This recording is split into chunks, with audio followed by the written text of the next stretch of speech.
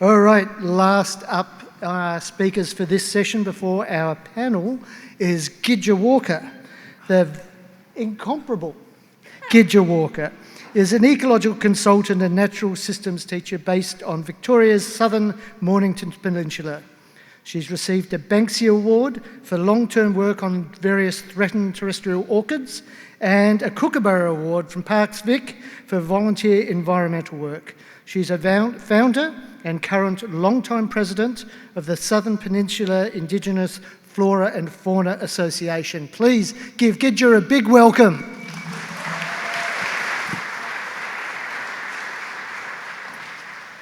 Thanks, everybody. I'd like to pay my respects to the Bunurong who I work with, and it's great to see some of the Narrab crew that I've been involved with in the past too. And we wouldn't have all of this beautiful country if it wasn't for them. I'm a non-Indigenous fourth generation stray alien, just to be clear about that, because I get mistaken all the time. And I've lived on Bunurong, Burranyang Ballak country on the Mornington Peninsula since 1985. After a few years of living down on the peninsula, I realised that the Nepean Peninsula was quite different from the rest of the Mornington Peninsula. There weren't any gum trees, many of the plants were different, and Mark and Adams and I became very concerned as the Moonah, some of which is really ancient, and I'm just looking into the clonality of that at the moment, and it was being cleared for subdivisions and golf courses, so I nominated coastal Moonah Woodland for the FFG. And I knew at this stage it probably didn't cover the whole of the Nepean Peninsula, but when I did that, that's what it was sort of taken as covering the whole of the Nepean Peninsula. And so after a while, that got it got put into EVC 858, Coastal Alkaline Scrub, which in Nature Kit covers the whole peninsula. So, where's the arrow? There. So I moved to Turkey Flat in 2006, and it's called Turkey Flat because it used to have bustards graze in it. I suppose they were really tasty and easy to catch, so they got wiped out pretty quickly. But there was also, boomer kangaroos, they referred to them as, like they thought they'd never shoot them all out. And so I became more interested in the swales and the flats between the Moonah cloud windblown ridgelines. Some of the flats were more open with grasses and shrubs, while others had a scrub of skinny coast tea tree, which was starting to collapse. So I looked at the geology and the geomorphology, and I looked into historical records, and I hassled people and asked lots of questions and did lots of walking. And I think it's always good to look at the geology, and the geology and geomorphology is always a good place to start. So we're talking about here on the southern Nepean Peninsula, and you'll see that it's made up of it's called dune calcarenite, some people call it limestone, but it's made from shells that were blown up during the Pleistocene from Bass Strait, when people could walk to Tassie and visit their Palawa mates in Lutruwita. You'll notice on the other side of Tukuruk Swamp,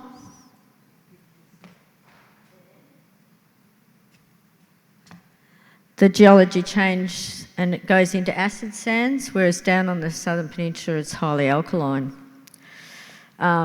So I started wondering why we had these ridge lines, and I started looking at, and as I walked along the beach, I noticed this band of Terra Rossa in the cliffs. And I spoke to Neville Rosengren about it, and he said he thought it was from volcanic ash from the Western Plains blown across during that formation. So, and it's got a lot of iron in it, and the iron's more bioavailable, and a native species such as Coast Banksia, you can see this is the profile. This is one of my little drawings. I should have worn my calcereous swales dress, but I've got the grass tree one on today. It was dark when I left. So you've got the sandy ocean beach. It goes, the unconsolidated sand is the bits that haven't got dots. The terra rossa is the hatch band, and the dotty stuff is the dune calcarenite. And then there's an organic horizon that goes along with that as well. And it's often deeper in the swales because the soil goes down hills. And there's often little wetlands in there, and I'm sure, like when I've been down with some of the Bunurong elders, they go, "Where's the water?" And that's where the water would have been, plus in the rock wells along the coast. So the Banksia,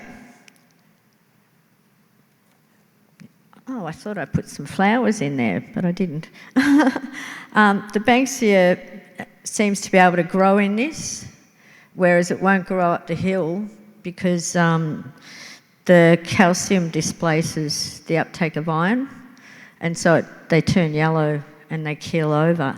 When I've looked at Moonah and I've put a drop of, it was accidental, but that pH test soil kit stuff, I put a drop on Moonah and on its roots and it went bright red. There's something on the roots, like a fungus or something, that's helping neutralise it, and so it can absorb the iron. So, and coast Banksia doesn't need fire to regenerate. I've followed coast Banksias through for whole generations, and what they need is a wet December. That's why it's in cohorts. So the soils at the bottom of the hill also have, at the bottom of the bowls, also have this higher organic content, and it's also got greater water availability because it's closer to the lens of fresh water that gets pushed up by the seawater, because seawater is heavier than fresh water, and there's actually a lens under the whole peninsula. There might be two on the isthmus at Wilson's Prom, not sure. The Cups land system is often shrouded in sea fog, particularly in summer, when the afternoon sea breezes carry the spindrift from the waves landward, and you'll go up Bonio Road and hit the fog, and the temperature drops. In winter and spring, frosts are really common, and the hollows have no cool air drainage, which goes back to what Steve was saying about the cold in some of the grasslands that he'd noticed. It's about water. So, and so I've been in bowls like at Harrison's Bowl the other day. All the seedlings of Moonah and beardheath and many of the succulents and even polygala are burnt off by these frosts, leaving a more open structure. So frost is incredibly important in these ecosystems, and you can see from the LiDAR imagery that's from Peter Dalhouse from Ballarat. He sent this down. You can see that those bowls, the bowls are the bluey, greeny patches, the reds, this is the scale at the side, elevation. You can see where the sand dunes are formed. You can see which are recent dunes, which are older dunes, and you can see that a lot of those bowls are landlocked, so the cold air can't go anywhere. So this is good, the way it's got the next slides. I haven't been able to work this out. I'm going to do that at home. So mosses and fungi are really important, but often left out components of ecosystems. And I find that particularly in grasslands, people don't look at the cryptograms between the tussocks. But to me, that's an indication of that the system is functioning.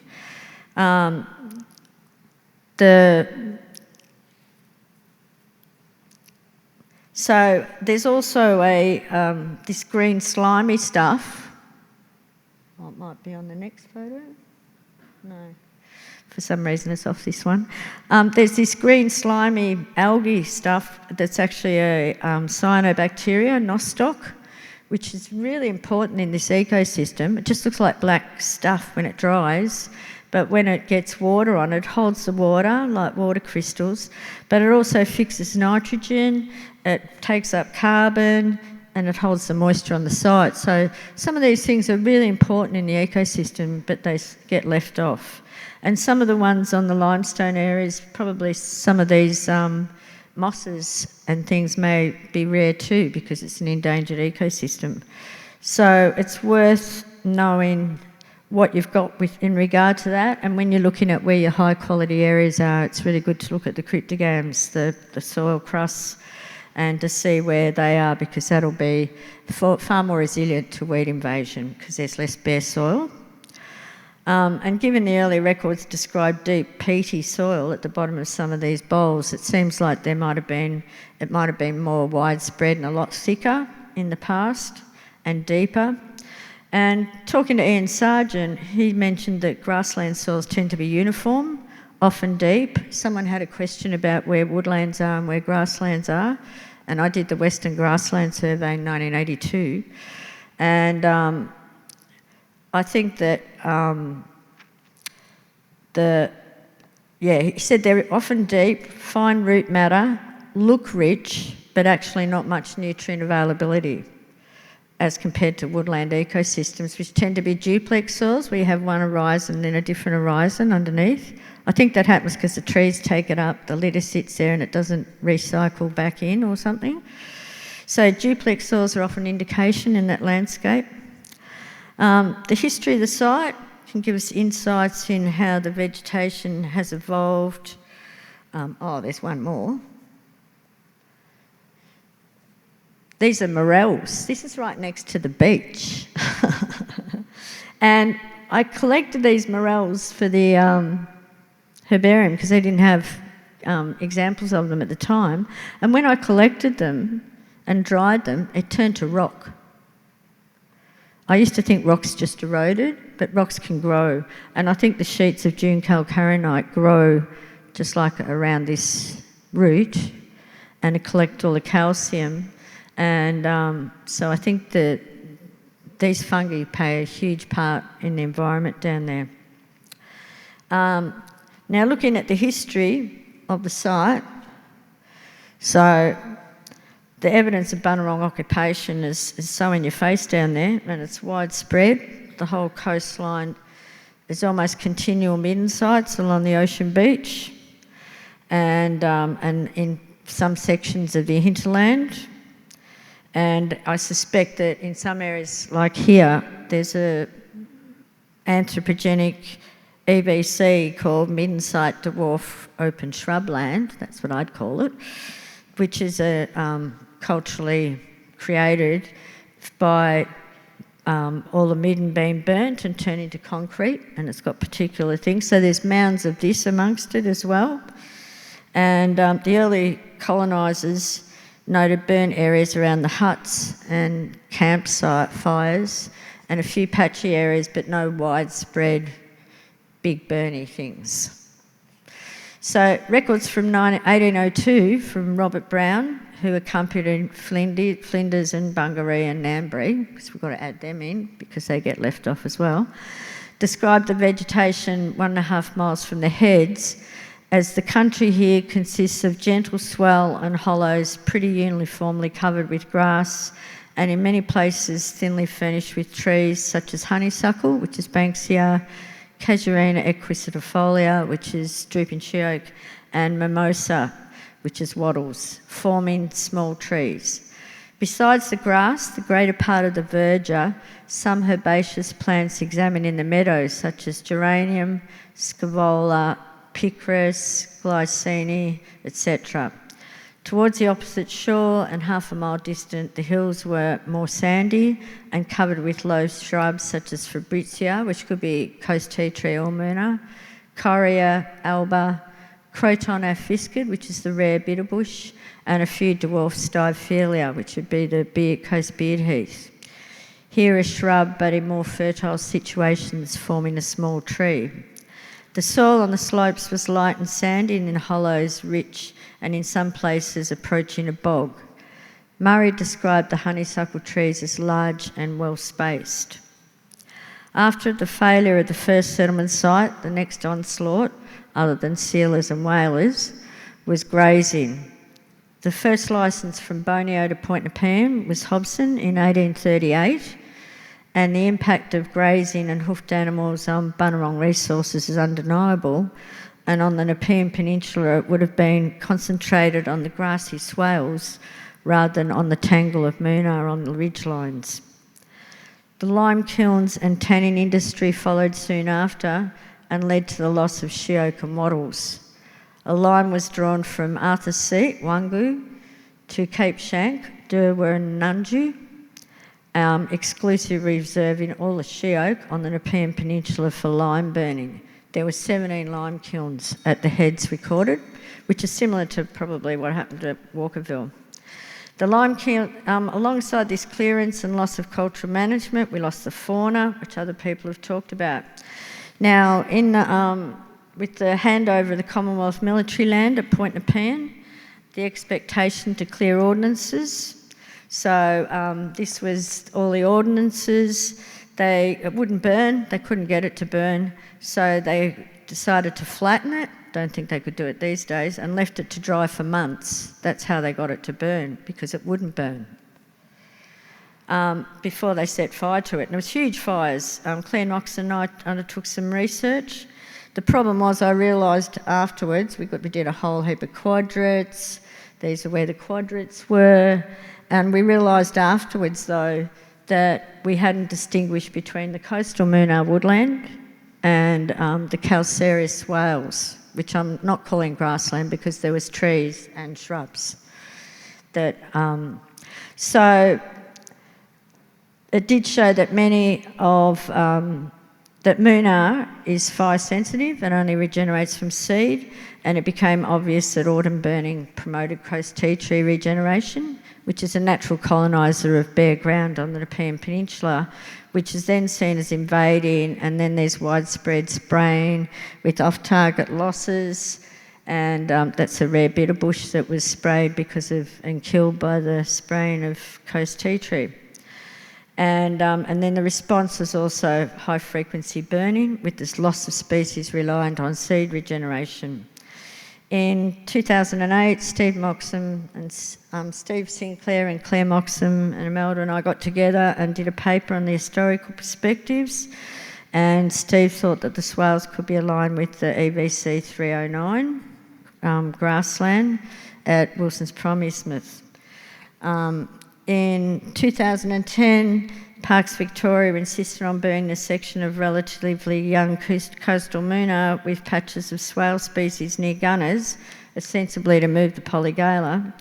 And I persuaded them to do it in late November, and this came back with really dense Moonah regeneration, which is now going to have to be thinned out, and it's taken till now for the mosses and orchids to return. There's no way this approaches cultural burning. In 2020, the Mornington Shire Commission, Catherine Smedley, is here today, and I'd assess and map and describe the vegetation in the swales, and as part of that study I searched through Trove and found that large, this was the results after 4 years, which didn't show much actual benefit. And then I read about this, and they burnt from 1910 to 1930 right across the peninsula. Women were running in their long dresses and picking up the crayfish cooked in their basket later on. And they burnt 3 kilometre fronts right to the back beach, and to get it going they had to cut a third of the coast tea tree, stack it up against the rest and burn it. The dairy industry was copying what had been done on King Island, and this explains the loss of Moonah in the ridges, the loss of Banksias in the swales, and the skinny tea tree regeneration. Rabbits were also noticed as being out of control, and many farms erected rabbit-proof fencing, and this added to the bare ground, which adds to the... I'm surrounded by coast tea tree. I don't have one coming up in my place because I don't have bare ground. So I suppose that's why we've assigned it as 309, because we feel it did have scattered trees and shrubs. They've just been knocked off by overburning in the past. And I suppose it's allowed some focus on this EVC, protects what's left, difficult when green wedges allows horse adjustment, highlight the importance of rabbit and fox control, Management focus on removing weeds such as polygala, buckthorn, olives and Western Australian willow myrtle, which are our new and emerging ones, rat's tail grass and serrated tussock. So currently that's where it used to be, and there's a few patches left. This is, it's often mown, has no shrubs, and it's on the side of the road, apart from when it's in light reserves and being managed. So currently, coast tea trees being removed around any regenerating Banksia, but being left elsewhere to allow to go through its succession. And very small patch one-off burns, 5 metres by 5 metres, are being planned by Bunurong to help regenerate species lost from off-target spraying. And I suppose the lessons are that, there was another slide. Well, the lessons are that every patch is unique and nature doesn't fit in a box. Nature kit and benchmarks are just models. Natural systems are complex with a number of factors operating. Don't be too fixed in any view of how things are. I'm still learning and I've been there quite a while, but living amongst it helps. Always look at the geology and variation across the site. Fire isn't just fire. The Bunurong didn't have to deal with horrible weeds like we've brought in, and my family were responsible for the sheep. Remove threatening processes before stimulating seed bank regeneration, or you'll lose it all with the rabbit digging, and protect small patches of high quality vegetation and move out from them. So that's it.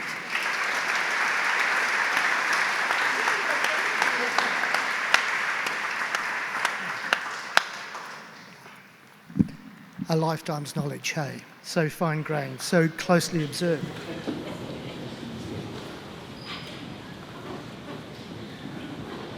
Like we've got some momentum here, and it's just great to see so much grassy action and grassy love in one place. Thank you, thank you, thank you, thank you. Fantastic, and that's it.